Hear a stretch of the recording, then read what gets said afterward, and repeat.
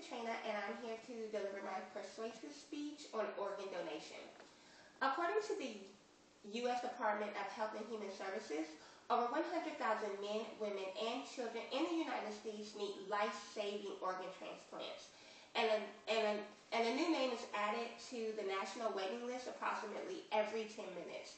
When you become an organ donor, you have the power to save lives. Most everyone I know like to receive gifts, so why not give the best gift of all, which is life?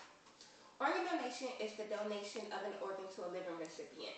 The most common type of transplant in the United States is the kidney transplant. Now, according to the Department of Health and the U.S. Department of Health and Human Services, more than 16,000 kidney transplants were performed in the year 2010, and in February 2011, more than 90,000 people were on the waiting list to receive a kidney. The organs are removed from a donor during surgery. There are various types of testing that the donor and the recipient has to go through in order to receive the organ. The donor should have the same body composition as the recipient, which will decrease the likelihood that the organ will fail. Both the recipient and the donor has to go through numerous testing, blood testing, tissue type testing.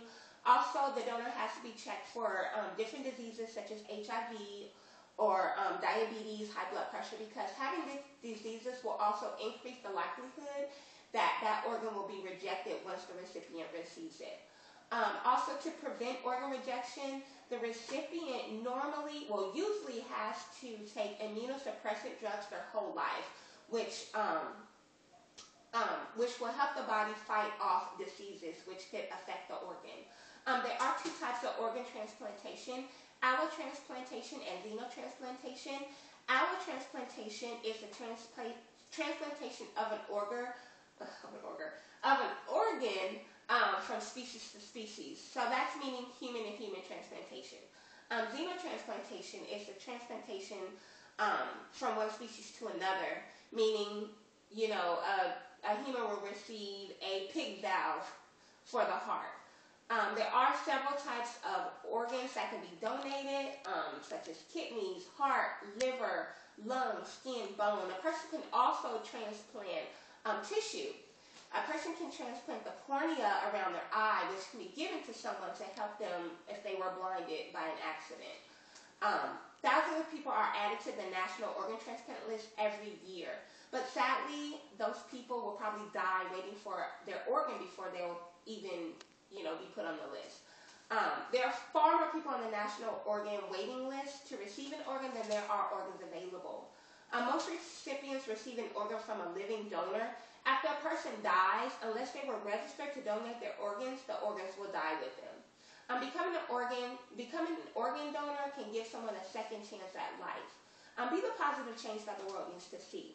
I want to read you a story about a child in Minnesota that was in need of a transplant. At the age of 7, Alexa was diagnosed with lung disease. She joined the waiting list at age 12, and while she was on it, she was home or in the hospital on oxygen 24 hours a day. She talked about all the things she was going to do when she received her transplant: dancing, learning, becoming a black belt, and learning to drive. That call that would save her life never came. Her life ended when she was 14 while waiting for a lung transplant. It's frustrating for her parents to know that a cure for their daughter existed, and all it took for her life to be saved was someone who said yes to donation. Stories like this happen every day. There are many reasons why a person will not donate. The number one reason is religion. And I'm a very religious person, so I can certainly understand that religion will play a part.